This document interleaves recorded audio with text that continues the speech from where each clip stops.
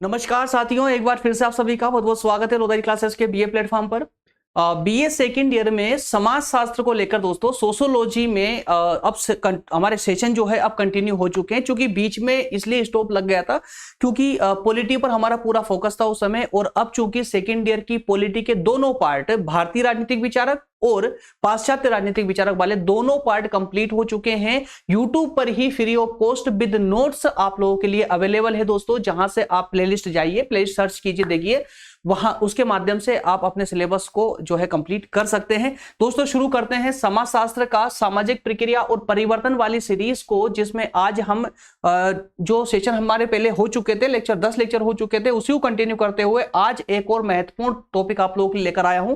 Topic wise topic continue तरीके से दोस्तों, प्रतिस्पर्धा है ना, कंपटीशन, इस पर आज हम चर्चा करेंगे और इसके विभिन्न लक्षणों को जानने का प्रयास करेंगे। सबसे पहले हम अर्थ पर बात करेंगे। अर्थ, परिभाषा, प्रकृति, विशेषता और महत्व, इन सब के चलते दोस्तों इस पूरे प्रतिस्पर्धा वाले टॉपिक को हम अच्छे से कंप्लीट करने का प्रयास करेंगे व्यवहारिक रूप से, और कम से कम समय में, ज्यादा समय नहीं लेंगे आप लोगों का इसमें, ठीक है ना। इसके अलावा दोस्तों मैं जो स्टूडेंट नए हैं उनको मैं एक बार बता दूं, हमारे सभी जितने भी हम सब्जेक्ट को दोस्तों यहां पर यूट्यूब पर पढ़ा रहे हैं, वो सारे सब्जेक्ट आप लोगों के लिए फ्री ऑफ कॉस्ट अवेलेबल है। एक बार चैनल पर क्लिक करके और वहां प्लेलिस्ट में जाकर के देखिए, प्लेलिस्ट वाले सेशन में जाकर देखिए, वहां पर सभी सब्जेक्ट की अलग अलग प्लेलिस्ट आप लोगों के लिए बनाई गई है ना, जो बीए फर्स्ट, सेकंड और थर्ड ईयर तीनों ईयर के बच्चों के लिए है और फ्री ऑफ कॉस्ट है पूरी तरह से। सिर्फ बीए ही नहीं बल्कि अगर आप टॉपिक को मैच करके पढ़ते हैं दोस्तों, तो ये हमारी सीरीज आप लोगों के लिए एमए, बीकॉम, ये बीएससी, बीबीए, बीए, एलएलबी या एलएलबी के छात्रों के लिए भी महत्वपूर्ण साबित हो सकती है। टॉपिक वाइज टॉपिक को मैच करके या ना टॉपिक के अकॉर्डिंग अगर आप पढ़ते हैं तो अपना सिलेबस कंप्लीट यहां से आसानी से कर सकते हैं। क्योंकि लेक्चर के साथ साथ दोस्तों हम आपको नोट्स भी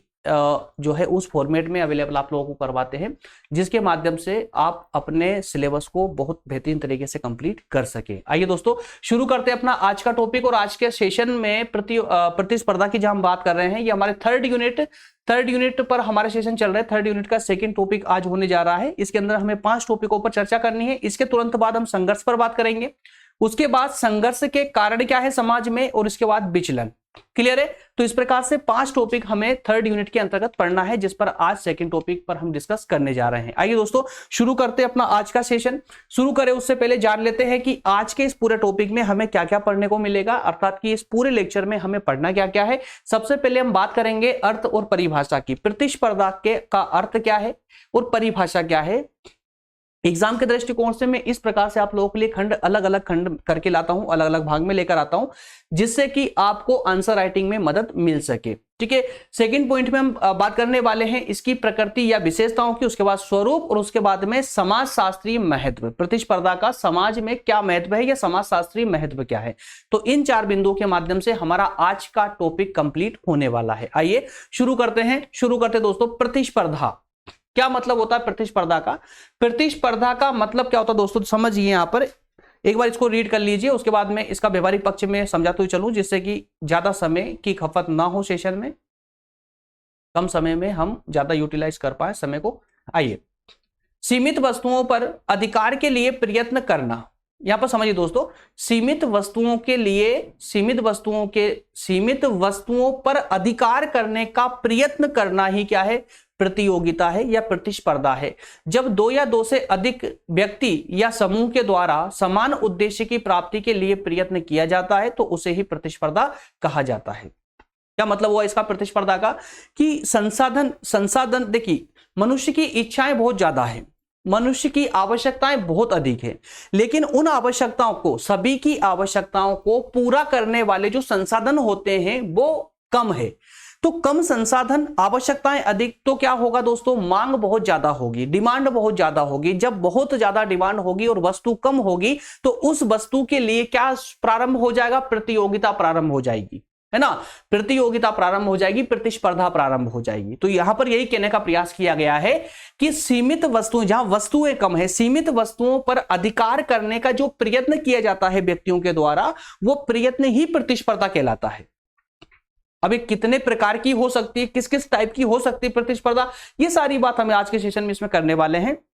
ठीक है ना। देखिए, मनुष्य की आवश्यकताएं अनंत होती है, लेकिन उसकी संतुष्टि के लिए उन आवश्यकताओं को पूरा करने के जो साधन होते हैं ना, वो साधन सीमित होते हैं।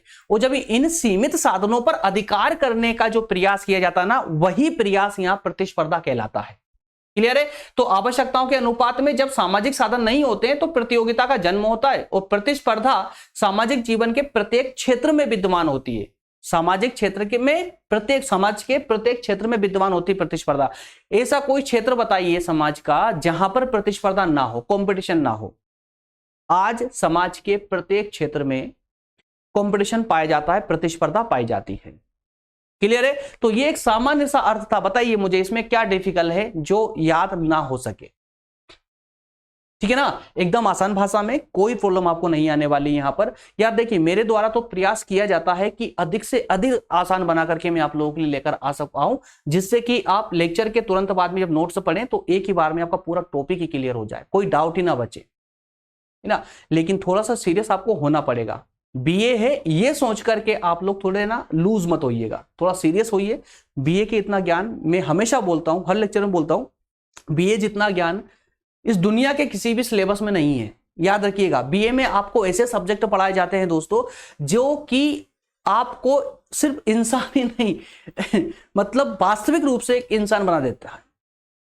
आप एक अंदाजा लगा सकते हैं, मैं ऐसी हवाम बात नहीं कर रहा हूं, आप अंदाजा लगा सकते हैं कि भारत का एक सबसे बड़ा एग्जाम दोस्तों जिसे हम यूपीएससी के नाम से जानते हैं, यूपीएससी में समझिए कि इस बीए का पार्ट कितना, 70% से ज्यादा पार्ट बीए का इंक्लूड है यूपीएससी में, है ना। और अगर ये बीए इतना इंपॉर्टेंट नहीं होता, बीए के ये सब्जेक्ट अगर इतने इंपॉर्टेंट नहीं होते तो आपको यूपीएससी में क्यों पढ़ाए जाते, याद रखिएगा, है ना। तो बहुत इंपॉर्टेंट सब्जेक्ट है दोस्तों, बीए का प्रत्येक सब्जेक्ट बहुत इंपॉर्टेंट है, इसलिए सब टॉपिकों को पूरे अच्छे से, है ना, जितना बेहतर तरीके से हो सके ना उस तरीके से इसको क्लियर करने का प्रयास करें, आप लोग पूरे विस्तार से पढ़ने का प्रयास करें। आइए, तो एक सामान्य सा अर्थ हो जाता है जिसका एक मोटे मोटे रूप से आपके माइंड में एक फ्रेम बन चुकी है ना, कि प्रतिस्पर्धा होती क्या एक्चुअल में। क्लियर है ना। अब इसका अर्थ आप दुनिया की किसी भी किताब से पढ़ लीजिएगा, अब आपको कोई भी किताब कंफ्यूज नहीं करेगी, आसानी से आपको समझ आने वाला है। आइए, इसके बाद में है ये कुछ दो परिभाषाएं मैंने यहां पर आप लोगों के लिए कोड की है, जो कि आपके अध्ययन को और आसान बनाने वाली है और इफेक्टिव बनाने वाली है। एक बोगार्डस साहब है और एक बिजेंस है, ठीक है ना। तो इनकी परिभाषा याद करना भी आसान है। देखिए क्या कहा बोगार्डस ने, कि प्रतिस्पर्धा किसी ऐसी वस्तु को प्राप्त करने के विवाद को कहते हैं। प्रतिस्पर्धा किसी ऐसी वस्तु को प्राप्त करने के विवाद को कहते हैं जो कि इतनी मात्रा में नहीं है जितनी उसकी मांग है, जितनी उसकी मांग है, ठीक है ना। नेक्स्ट है बिजेंस एंड बिजेंस। तो यहां पर प्रतिस्पर्धा दो या अधिक व्यक्तियों के उद्देश्य को जो कि इतना सीमित है कि सब उसके भागीदार नहीं बन सकते, प्राप्त करने के प्रयत्न को कहते हैं। देखिए, अब आपके अर्थ से दोनों परिभाषाएं मैच हो रही ना दोस्तों, तो अब ये परिभाषाएं आपके अर्थ से हूबहू मैच हो रही है, इनको याद करना बहुत आसान हो जाएगा आप लोगों के लिए, कोई प्रॉब्लम नहीं आने वाली है। क्लियर है। चलिए अब आगे बढ़ते हैं। अगर आपका ये अर्थ और परिभाषा वाला कंसेप्ट क्लियर है, अब दोस्तों हम बात करेंगे इसकी प्रकृति या विशेषताओं पर, ठीक है ना। प्रकृति या विशेषताओं पर अब चर्चा करेंगे। आइए शुरू करते हैं। छोटा सा कंसेप्ट है, ज्यादा बड़ा नहीं है। प्रकृति या विशेषता, ये दोनों ही कंसेप्ट को फॉलो करेगा दोस्तों। इसमें प्रकृति, अगर प्रकृति पूछी जाती है आपसे तो प्रकृति में भी आप इसको कोट कर सकते हैं, और विशेषता तो विशेषता भी है ना। प्रतिस्पर्धा एक अचेतन और अवैयक्तिक प्रक्रिया है। क्या कहा यहां पर, अचेतन और अवैयक्तिक प्रक्रिया है। अस्थायी रूप से इसको मान सकते हो आप लोग। कभी कभी प्रतिस्पर्धा चेतन भी बन जाती है और वैयक्तिक भी बन जाती है, वो एक अलग प्रकार की होती है। इसके टाइप में मैं आपको बताने वाला हूं कि प्रतिस्पर्धा कब चेतन होगी और कब वैयक्तिक होगी। लेकिन सामान्य रूप से अगर देखा जाए तो प्रतिस्पर्धा कैसी होती है, अचेतन और अवैयक्तिक प्रक्रिया होती है, ठीक है ना। अचेतन और अवैयक्तिक प्रक्रिया मतलब इसका अर्थ सामान्य सा है दोस्तों, जिसमें एक प्रतिस्पर्धी दूसरे प्रतिस्पर्धी को नहीं जानता। क्लियर है। प्रतिस्पर्धा करने वाले व्यक्तियों को एक दूसरे का कोई ज्ञान नहीं होता। देखिए लिखा हुआ है, प्रतिस्पर्धा करने वाले व्यक्तियों को एक दूसरे का ज्ञान नहीं होता है। और जिस प्रतिस्पर्धा में व्यक्तियों को एक दूसरे का ज्ञान ना हो कि उसके सामने उसको चैलेंज करने के लिए कौन खड़ा हुआ है, तब तक वो प्रक्रिया अचेतन या अवैयक्तिक कहलाती है। एग्जाम्पल आप बहुत प्यारा ले सकते हैं आपके किसी भी कॉम्पिटिटिव एग्जाम से। जितनी भी आपकी प्रतियोगी परीक्षाएं होती है, क्या आप उसमें आपके प्रतियोगी को जानते हैं, पहचानते हैं? आप बोलेंगे नहीं जानते, है ना। तो दोस्तों यही होता है, यही होता है अचेतन प्रक्रिया, ठीक है ना। तो यहां पर देखिए एक दूसरे को वो नहीं जानते, और जो संघर्ष होता है या कहीं की जो प्रतियोगिता होती है वो केवल ज्ञान को प्राप्त करने के उद्देश्य से होती है। क्लियर है? उसी को प्राप्त करने के लिए वे अधिक से अधिक प्रयत्न करते हैं। प्रतिस्पर्धा एक निरंतर प्रक्रिया है, यह भी इसकी एक विशेषता है। क्या कि ये जो प्रक्रिया है, कौन सी प्रतिस्पर्धा की जो प्रक्रिया है, जो प्रोसेस है ना, ये निरंतर है, ये रुकती नहीं है, ये निरंतर चलती जाती है। तो मनुष्यों में अपनी सामाजिक स्थिति को ऊंचा उठाने के लिए, मान लेते हैं किसी ने यूपीएससी का एग्जाम दिया या एमपीपीएस किसी स्टेट पीसीएस का एग्जाम दिया और डिप्टी कलेक्टर बन जाते हैं। अब डिप्टी कलेक्टर बनने के बाद उनके अंदर फिर से ख्याल आता है कि यार क्यों ना मैं और इतना प्रयास करूं जिससे कि मैं यूपीएससी क्लियर करके और कलेक्टर बन जाऊं, है ना।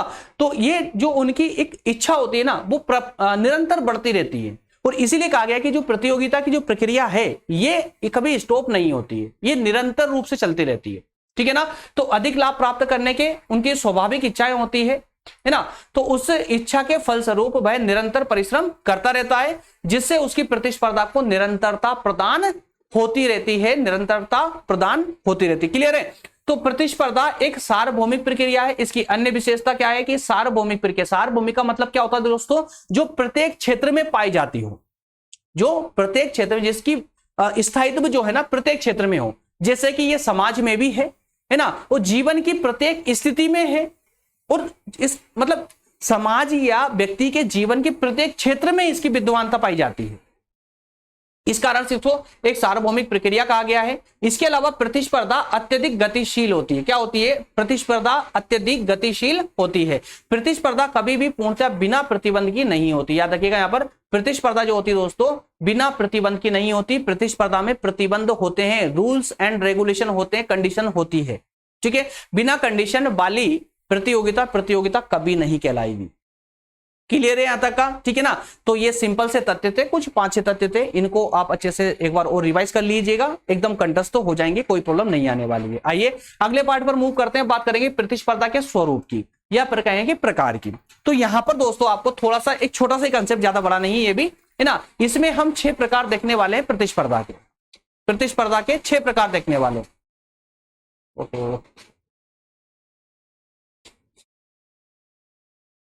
यार बारिश क्लास को डिस्टर्ब कर सकती है दोस्तों, थोड़ा सा मैं रुकना चाहूंगा क्योंकि आपके वॉइस में प्रॉब्लम आ सकती है। थोड़ा सा शोर शराबा कुछ ज्यादा बढ़ रहा है अभी।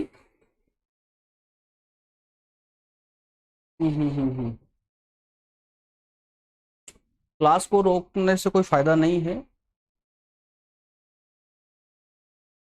एक्चुअली बारिश कुछ ज्यादा तेज हो रही है और बाहर से ज्यादा कुछ आवाज आने लगी है, तो ऐसा ना हो कि वॉइस में प्रॉब्लम हो जाए, है ना। चलिए फिर भी कंटिन्यू करते हैं, अगर ऐसा होगा तो फिर एक बार और देख लेंगे।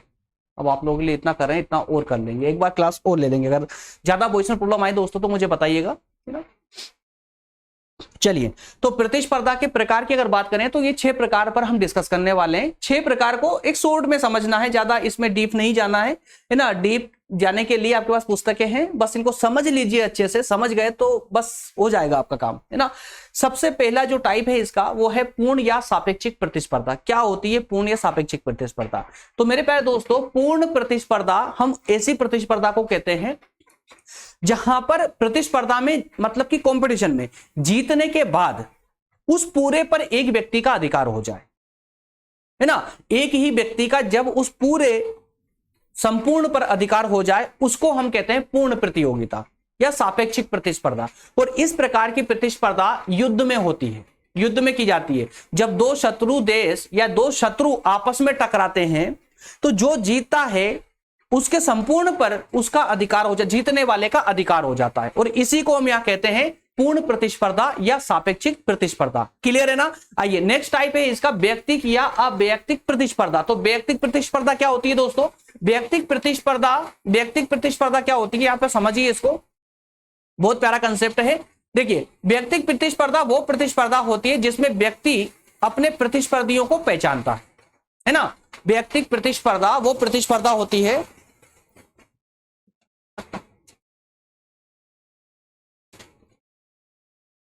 साउंड की आवाज आ रही होगी आप लोगों को? वाह,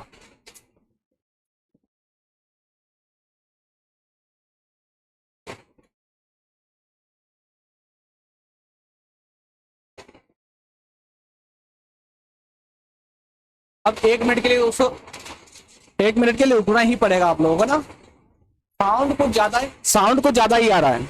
1 मिनट के लिए रुक जाइए।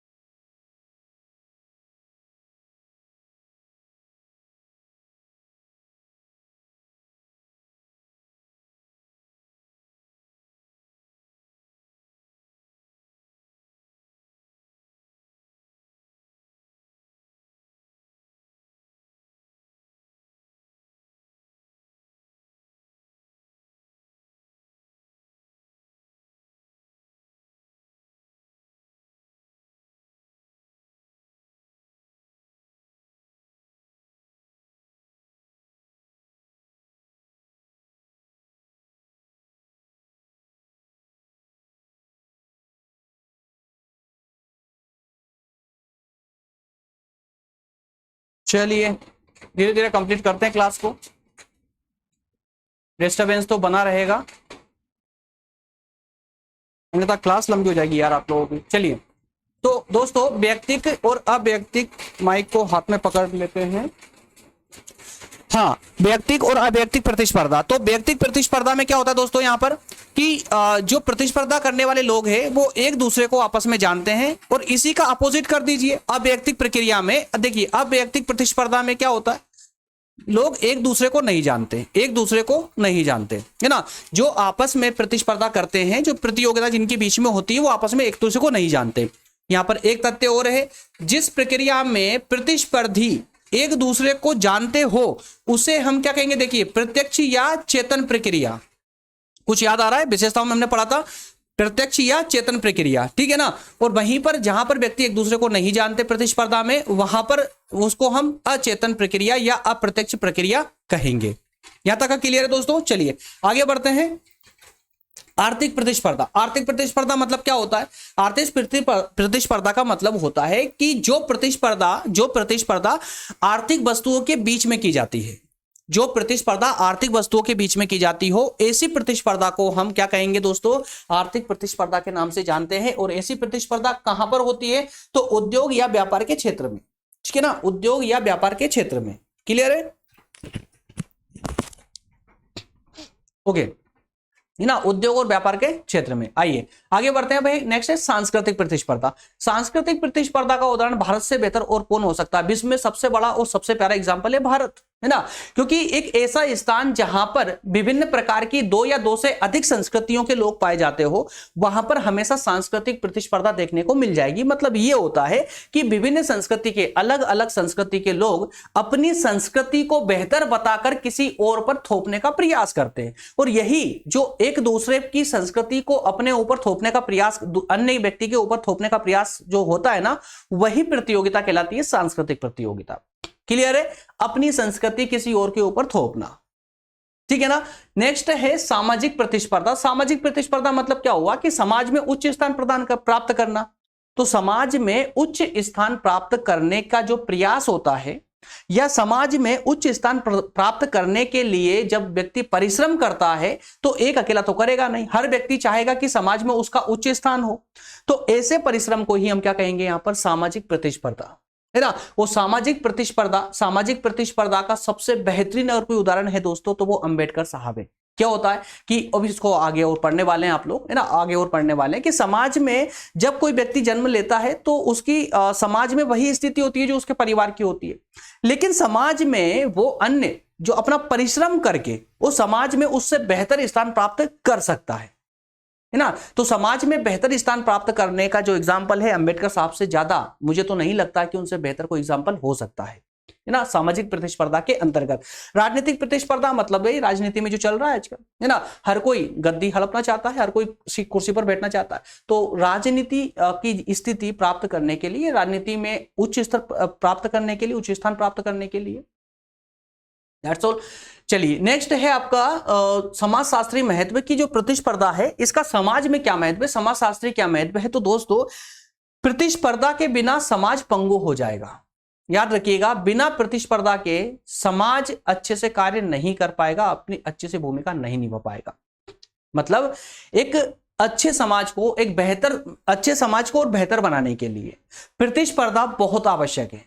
तो आधुनिक समाज में प्रतिस्पर्धा का बहुत महत्वपूर्ण स्थान है, बहुत ही महत्वपूर्ण स्थान है। क्यों? क्योंकि आज जो हमारी सभ्यता और संस्कृति का जो इतना विकास हुआ है, सभ्यता और संस्कृति का जो विकास हुआ है, ये किस कारण से हुआ है? प्रतिस्पर्धा के कारण ही हुआ है। समाजशास्त्रियों ने प्रतिस्पर्धा को सामाजिक परिवर्तन का कारण तक माना है। याद रखिएगा, तो प्रतिस्पर्धा के समाजशास्त्री महत्व को कुछ बिंदुओं के माध्यम से हम समझ सकते हैं और वो बिंदु ये है, ठीक है ना। सामाजिक कार्यों का संचालन करता है, कठिन कार्यों को प्रेरणा देता है करने की, कठिन कार्यों को भी करने की प्रेरणा कहां से मिलती है? प्रतिस्पर्धा से मिलती है। सामाजिक स्थिति निश्चित करता है, अच्छे व्यक्तियों के चुनाव में सहायक होता है। तो आइए एक एक को थोड़ा सा अच्छे समझ लेते हैं। आइए, प्रतिस्पर्धा सामाजिक कार्यों को का ठीक से संचालन करना। प्रतिस्पर्धा का सामाजिक कार्यों के उचित संचालन में महत्वपूर्ण स्थान प्राप्त है ना। क्यों? क्योंकि जब तक प्रतिस्पर्धा नहीं होगी तब तक लोग भी कार्य में इतना प्रयत्न नहीं करेंगे जितना उनको करना चाहिए। सिंपल थॉट है। उदाहरण दिया गया है, अगर कोई एक फुटबॉल टीम है ना, उनमें सहयोग भी है, लेकिन अगर प्रतिस्पर्धा का अभाव है तो उनकी क्रियाओं में उस प्रकार की कुशलता नहीं आ सकेगी जिस प्रकार की कुशलता उसकी सामने वाली टीम में है। जो सामने वाली टीम में है या सामने वाले दल में जितनी कुशलता है उतनी कुशलता उनमें नहीं आ पाएगी। तो प्रतिस्पर्धा का होना आवश्यक है। प्रतिस्पर्धा हमेशा व्यक्तित्व में निखार लाती है, ठीक है ना। नेक्स्ट है कठिन कार्यों को प्रेरणा। कठिन कार्यों को प्रेरणा, आप खुद ही सोचिए ना यार, अगर आपके एग्जाम से ये परसेंटेज वाला कंसेप्ट खत्म हो जाए, है ना, परसेंटेज वाला कंसेप्ट अगर खत्म कर दिया जाए आपके एग्जाम से, तो क्या आप उसी तरीके से पढ़ेंगे, इतनी मेहनत करेंगे जब आपको पता हो कि सिर्फ पास ही होना है, सिर्फ पास ही होना है, ज्यादा पढ़े या कम पढ़े, सिर्फ आपको पास होना है? तो मेरे ख्याल से जो है स्टूडेंट इतना फोकस नहीं करेंगे। आज जो फोकस होता है वो हमारी परसेंटेज को लेकर के होता है कि यार ज्यादा पढ़ेंगे तो बेहतर परसेंटेज आएंगे, है ना। तो ये क्या, ये भी तो प्रतियोगिता ही है ना, प्रतिस्पर्धा ही है, ठीक है ना। अच्छा, प्रतिस्पर्धा एक कठिन कार्यों को करने की प्रेरणा भी प्रदान करता है। तो प्रतियोगिता कठोर से कठोर कार्य को करने की प्रेरणा प्रदान करती है। इससे और अधिक कार्य करने की कार्य क्षमता में वृद्धि होती है। जब कठोर कार्य को करने की प्रेरणा व्यक्ति को मिलती है तो वो अधिक कठिन से कठिन कार्य को भी करते चला जाता है। जैसे आज आप बीए में 80% लेकर आते हो, बीए में 80 से 90% अगर आप लेकर आते हो, तो उसके बाद आपके अंदर एक और जुनून आएगा, एक कॉन्फिडेंस आएगा कि मैं अब यूपीएससी भी क्रैक कर सकता हूं, है ना। तो ये क्या है, स्टेप बाय स्टेप आपकी कार्य क्षमता बढ़ती जा रही है। क्यों? प्रतिस्पर्धा के कारण, प्रतियोगिता के कारण, ठीक है ना। उदाहरण के लिए देखिए कि अगर एक ही कक्षा में एक विद्यार्थी प्रथम श्रेणी में सफलता प्राप्त करता है, एक कक्षा है उसमें एक ही बच्चा बार बार जो है फर्स्ट क्लास में आता है, प्रथम श्रेणी प्राप्त करता है, दूसरे विद्यार्थी जो इसके साथ प्रतियोगिता नहीं करते, ठीक है ना। तो उसका परिणाम क्या होगा? विद्यार्थी अध्ययन में कठोर परिश्रम नहीं करेंगे। इस दृष्टिकोण से प्रतियोगिता कार्य क्षमता में वृद्धि कराने में सहायक है, जो कि समाज की नींव होती है। क्लियर है? आइए नेक्स्ट है सामाजिक स्थिति को निश्चित करना। सामाजिक स्थिति को निश्चित करना, अंबेडकर साहब का एग्जांपल सबसे सटीक बैठेगा इसके अंदर। देखिए, प्रतियोगिता का महत्व सामाजिक स्थिति को सुनिश्चित करने से और भी ज्यादा बढ़ जाता है। क्यों बढ़ जाता है? क्योंकि देखा जाता है कि व्यक्ति जन्म से ही एक निश्चित सामाजिक स्थिति प्राप्त किए होने के कारण उसको समाज में उसी प्रकार का स्थान मिलता है जो स्थान उसके परिवार का होता है ना। लेकिन जब वो अन्य लोगों को या दूसरी जाति के लोगों को प्रगति करते हुए देखता है तो उसकी भी आत्म इच्छा जाग उठती है कि यार क्यों ना, मैं क्यों प्रगति नहीं कर पा रहा हूं, है ना, मुझे भी प्रगति करना, मुझे भी आगे बढ़ना है। तो उसमें प्रतियोगिता उसका सपोर्ट करती है, और प्रतियोगिता करके, प्रतिस्पर्धा करके वो व्यक्ति अन्य समाज के लोगों से भी ऊपर उठ सकता है और समाज में एक बेहतर स्थान प्राप्त कर सकता है, जैसे कि हमारे अंबेडकर साहब। ठीक है ना। कठोर परिश्रम के कारण वह सम्मानित स्थिति प्राप्त कर लेता है। आज प्रतियोगिता के कारण निम्न श्रेणी का व्यक्ति भी उच्च स्थिति को प्राप्त करने में सफल हुआ है, जैसे यूपीएससी के अंदर। ठीक है ना। यूपीएससी जो क्रैक करता है, जो भी टॉप करता है, तो उसको उच्च स्थान मिलता है। That's all. ठीक है ना। नेक्स्ट है प्रतियोगिता। प्रतियोगिता अच्छे व्यक्तियों के चुनाव में भी सहायता करती है, जैसे प्रतियोगिता से अच्छे पदों पर आयुक्त व्यक्तियों को अवसर दिया जा सकेगा। उन्होंने प्रतियोगिता का समाजशास्त्रीय महत्व बताते हुए यह बताया है, समाजशास्त्रियों ने प्रतियोगिता का समाजशास्त्रीय महत्व बताते हुए यह बताने का प्रयास किया है कि प्रतियोगिता के कारण वे ही व्यक्ति अच्छे पद प्राप्त कर सकेंगे जिनमें वास्तविक रूप से योग्यता होगी, मतलब योग्य व्यक्ति ही इसमें इस लाइन में आ पाएंगे, योग्य व्यक्ति ही आ पाएंगे। प्रतियोगिता अगर होगी तो इसमें पक्षपात की गुंजाइश नहीं रहेगी। हालांकि पक्षपात की गुंजाइश तो नहीं रहती, लेकिन करप्शन को अगर इग्नोर कर दिया जाए तो, भ्रष्टाचार को अगर इग्नोर कर दिया जाए तो, है ना, जब पक्षपात से रहित होकर योग्य व्यक्तियों को उच्च पदों पर सुशोभित किया जाएगा तो वे देश के लिए, अपने समाज के लिए सर्वश्रेष्ठ कार्य कर सकेंगे। और दोस्तों एक बात याद रखिएगा, योग्यता और योग्य व्यक्ति और सर्वश्रेष्ठ कार्य, ये एक दूसरे से मिलते जुलते शब्द जरूर है। योग्य व्यक्ति ही सर्वश्रेष्ठ कार्य कर सकता है, लेकिन वर्तमान देश की पंगु व्यवस्था के कारण योग्य व्यक्ति भी अयोग्य हो जाता है पद प्राप्त करने के बाद, और सर्वश्रेष्ठ कार्य तो छोड़िए, वो कार्य भी नहीं कर पाता है ठीक से। रीजन भ्रष्टाचार, है ना, करप्शन। इसमें समाज में सुख शांति संभव हो सकेगी, अतः प्रतियोगिता अवश्य होनी चाहिए, प्रतियोगिता अवश्य होनी चाहिए। हालांकि प्रतियोगिता अपना कार्य पूरा कर रही है, और प्रतियोगिता के कारण जो भी चुनाव होते हैं, या चुनाव मतलब कि एक तरह से मान लीजिए चुनाव भी बोल सकते हो आप। इसके अलावा जो हम प्रतियोगी परीक्षाओं की बात करें तो परीक्षाओं में भी दोस्तों प्रतियोगिता अर्थात की जो प्रतिस्पर्धा है वो अपनी पूरी भूमिका निभाती है, जिसके कारण से अच्छे लोगों का चुनाव आसानी से हो जाता है। क्लियर है। चलिए दोस्तों, तो इस प्रकार से हमारा आज का सेशन होता है कंप्लीट, और नेक्स्ट सेशन में हम बात करेंगे संघर्ष पर। संघर्ष भी एक बहुत प्यारा टॉपिक है, ज्यादा लेंदी ये भी नहीं होगा, लेकिन समझना एग्जाम के दृष्टिकोण से समझेंगे, इजी रहेगा। लेक्चर में ही देखते देखते आप लोगों को याद हो जाता है। समाजशास्त्र में इतना कुछ डिफिकल्ट नहीं है, थोड़ा सा डिफिकल्ट आपको जाएगा थर्ड ईयर में आकर के, लेकिन इसमें भी कुछ टॉपिक ऐसे हैं जिनको आसानी से याद करना थोड़ा मुश्किल होता है। लेकिन अगर आप थोड़ा अच्छे से एक बार लेक्चर देखने के बाद अगर अपने पुस्तक से पढ़ते हैं, रिवीजन लगाते हैं, तो सारे टॉपिक आपके लिए सब कुछ इजी हो जाएगा, कुछ भी डिफिकल्ट नहीं रहेगा। मिलेंगे अगले सेशन में दोस्तों, अगले सेशन में मिलेंगे। तब तक आप सभी का बहुत बहुत धन्यवाद। हंसते रहिए, मुस्कुराते रहिए, और बेहतरीन तरीके से अपने एग्जाम की तैयारी करें, जिससे कि कम से कम 80 या 90 कम से कम, है ना, एटलीस्ट 80% तो आपको लाना ही है। तब जाकर के दोस्तों थोड़ा सा लगेगा कि जो हम पसीना बहा रहे हैं इसका हमें कुछ प्रतिफल मिला है। मिलेंगे अगले सेशन में, तब तक आप सभी का बहुत धन्यवाद। Thank you.